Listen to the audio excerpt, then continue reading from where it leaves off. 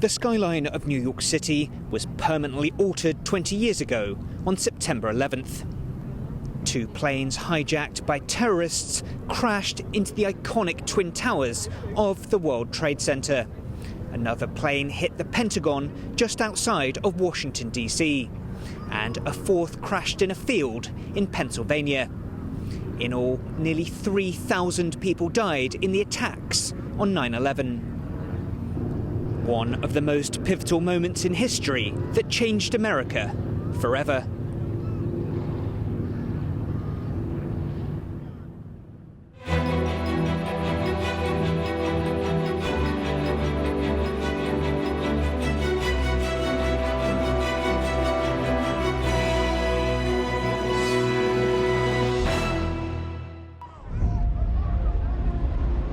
Twisted steel and salvaged debris, items that tell a story of what transpired in Lower Manhattan 20 years ago. 2,753 people died in the attacks on the Twin Towers, their names etched into a memorial at the site of the World Trade Center. For survivors, the memory is seared into their consciousness. It got pitch black dark in a hurry. Obviously, it was at that point that the South Tower had been collapsing. Tim Froelich was working on the 80th floor of the South Tower on 9/11. He managed to get out and made it to this nearby hotel. In the chaos and rescue effort, he fell down a flight of stairs, severely injuring his left foot. Yes, I'm a survivor. Yes, I got hurt. But there's not a day that goes by that I don't get out of my bed and say, thank you, God, for today. And those poor people and those heroes who ran towards those buildings, that never needs to be forgotten. Sekou Sibi was a banquet cook in one of the towers. He had a day off on 9/11 and was at home when the towers fell. He lost his former roommate and a total of 73 colleagues that day, some of whom he played football with just a few days before. It's so difficult, heartbreaking to lose one person. When you imagine that your entire morning crew died and you haven't been trained as a soldier, it is not something that's easy for a normal human being to digest. Though acts of heroism by first responders and ordinary Americans, as well as sacrifices made that day in 2001, should never be forgotten, Sibi says 9/11 also serves as a reminder to cherish loved ones and value human life. He hopes this sentiment will pass down to future generations. Creating a world where peace prevails is the most important thing that we can pass on to the next generation. Because this one will avenge this person's death, this other one will want to avenge this person's death. The cycle of violence will never stop. It's a lesson not lost on Parker and Spencer Kleinman. They're 15 and 14 years old respectively and have lived in Lower Manhattan, close to where the World Trade Center fell, for most of their lives. Just to go outside, for me to go hang out with my friends, I passed the memorial, it's just a big part of my everyday life. That is the fact it's just right there, and it's just a big slice of history right near me. They say it's important for fellow students to understand what happened on 9/11, especially as the repercussions from that attack, like extra airport security with the creation of the Transportation Security Administration, are still seen today.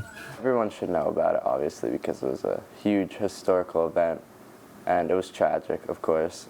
New York is synonymous with 9/11, but the attacks that day weren't isolated to the city. In total, nearly 3,000 people died in New York, Pennsylvania and Washington, D.C. 184 people lost their lives when American Airlines Flight 77 crashed into the Pentagon. Joy and Emma live in the D.C. area. They remember when they first learnt about 9/11. I was scared, honestly, when my mom told me that a terrorist hijacked a plane a couple of years before I was born and that they flew it directly into a building. I asked her, Why would they do that? Kind of just thought that it was like no big deal, like some people came, blah, blah, blah, like it was just simple. But then like I started understanding it more and realized that it was like a bigger thing than just, oh, this happened. Teacher Seri Rosenberg says she's committed to ensure her high school students learn about 9/11, the subsequent US invasion of Afghanistan, and how these events shaped the decades that followed. Now I have students that I'm about to teach who don't have any memory of it because it happened before they were born. So then it becomes a totally different lesson. And of course it's changed through the years how we even talk about 9/11. US forces have left Afghanistan, but Rosenberg says it's important to continue educating young people about this chapter of American history. This was a historical event that I was alive for. So it's important for me to remind the kids about this event and why, you know, how it really did change not just foreign affairs, but it changed the culture of New York, the culture of America. Tim Froelich says the country unified in the aftermath of 9/11, a message he hopes reaches younger generations. Didn't matter your political views, didn't matter where you were from. Americans and people who were here just reached out to each other. And I think for the younger generations, we certainly need to get back to that. We were attacked by Osama bin Laden and Al-Qaeda on September 11th, 2001. President Biden has called for a declassification of files pertaining to 9/11. An executive order states that information shouldn't remain classified if the public interest outweighs damage to national security. Froelich believes greater transparency is vital to truly learn what took place 2 decades ago. My faith is strong in the younger generation. I believe they can conquer anything, just like we did here in New York and in the United States after 9/11. But we need the facts and we need the truth. And then we can go out and we can all gather again and we can talk about what specifically happened and who did this to us and how much our country has changed as a result of what they did. The 9/11 anniversary is a time for mourning and a time for learning. The collective hope is that generations that didn't live through 9/11 will only ever experience horrors like it through their history books. Up next, we look at the legacy of America's 20-year war on terror in Afghanistan.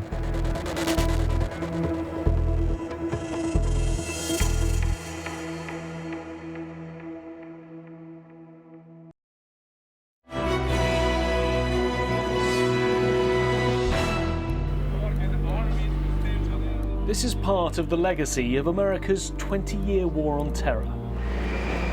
Afghan refugees desperate to leave their homeland, willing to leave behind lives built up and sustained by the US presence of the last 2 decades. With the return of the Taliban, many Afghans feel escape is their only option. These refugees have just landed in Virginia. Among them is Abed Hakimi's mother, sister and grandmother. The teenager, who lives in the US, spent days trying to get them out of Afghanistan. He thinks 20 years of US involvement did little to change his country. In the past 20 or 26 years, it was war, not even like a peace or not even like for 1 month. It was all war, war, war. So I don't like to talk about in America, like that's not American problem. So it's an Afghanistan problem. The rushed, chaotic withdrawal from the country left many Afghans who've made America their home in recent years feeling betrayed by the US. The way they handled it, the US government and also the other countries involved handled it so wrong, and us Afghans are furious about the whole situation. You can't just turn a blind eye. We spent 20 plus years and spent trillions of dollars to democratize a nation that we just pulled out of. Very, very incorrectly. Like there was no long-term plan. This was not thought out very well. Many in the Afghan community in the San Francisco Bay Area have family still stranded in Afghanistan. I talk to her every day and she's crying over the phone with me. We grown up together and she's like, my future is ruined. I don't have a future anymore. I can't work anymore. I can't go to school anymore. I'm pretty sure that Taliban is going to kill them. If they're going to kill some people, I think they're the first target that they're going to kill. I can't even fathom how it would feel if I can never ever smell the air of my country again or be able to land on that land and walk freely. I want to take my kids back home. Basir Ahmad worked for the US in Kandahar and Kabul for more than 10 years. But he, along with his wife and 6 of his children, weren't able to get out of Afghanistan before the US pulled out. His eldest son, Hasibullah, who lives in San Jose, fears the Taliban, seeking retribution, will now find them. I'm very scared because my father, he worked himself for the US government and he was biometric. I think Taliban has that biometrics now. I don't think they will forgive people who work with the US, and especially when his 2 sons live in America. They don't like people who live in America. If something happened to my family, my brother or sister, so definitely I will blame America for that. The US invaded Afghanistan just weeks after the 9/11 terror attacks. Within months, it had toppled the Taliban. The troops remained to battle insurgency and support the fledgling Afghan government. The cost over 20 years was immense. More than 2,400 US soldiers died, along with at least 66,000 Afghan troops and almost 50,000 Afghan civilians. Financially, it ran into several $1 trillion. Brown University estimates it cost the US at least $300 million every day for the last 20 years. The people who knock these buildings down will hear all of us soon. Looking back, many feel that after the 9/11 attacks, the war on terror was inevitable, but could have been done differently. Annie Forsheimer spent several years in Afghanistan with the State Department. To go back in time and say we shouldn't have done it is a bold piece of rewriting history, because I was alive in 2001, and I don't think there's any way the United States would have sat by and not gone into Afghanistan. However, from the start, there were some decisions that should have been made differently about the nature of diplomacy, negotiation, working with the people that you absolutely hate. We're coming to those lessons far too late.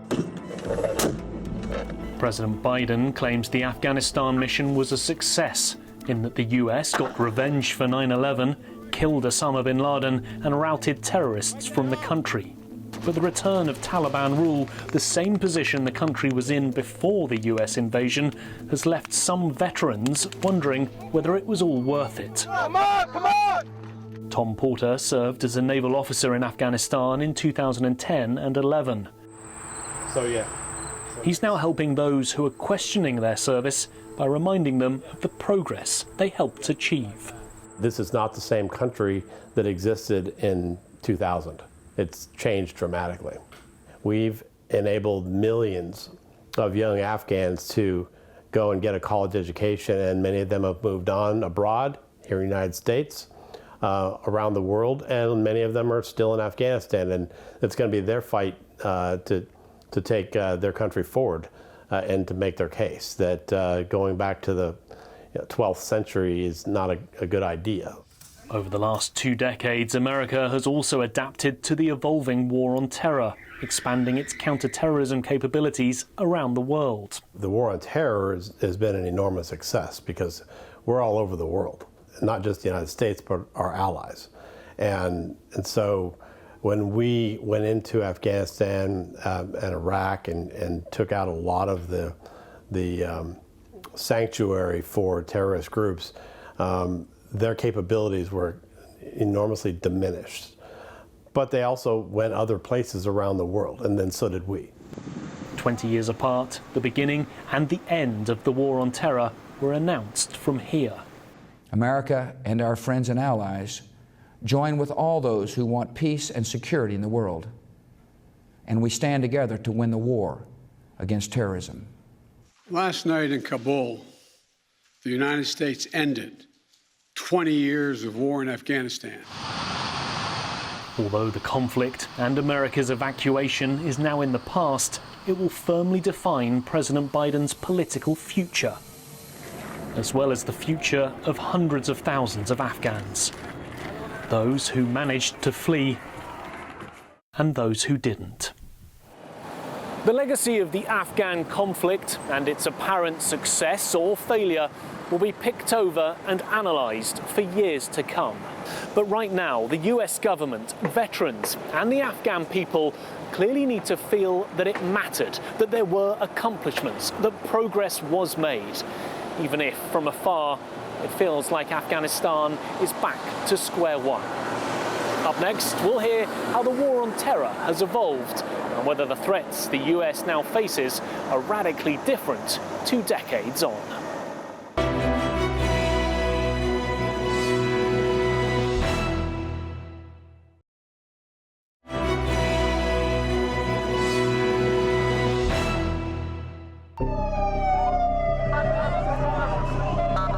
A series of strikes on American soil, unparalleled in scale and impact. An attack that thrust the threat of terrorism into the public domain. This is terrorist.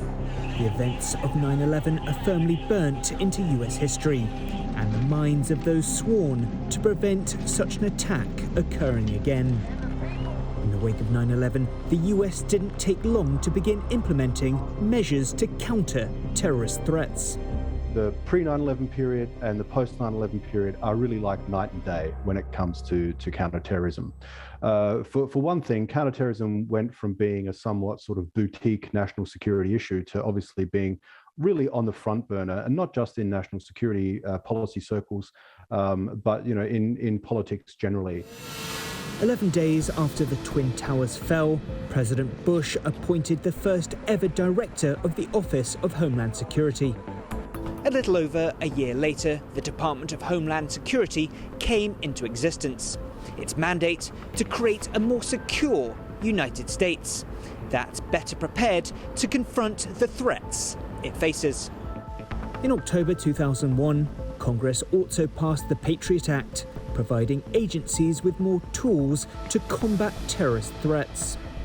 The shift in terms of counterterrorism when it pertained to law enforcement authorities, intelligence collection, etc., was to stop these things before they happened, and therefore begin to look at intent, capability, and a broader definition of what it means to support terrorism, with the idea on behalf, within the administration, that it was better to be aggressive rather than, than to wait and see where things went.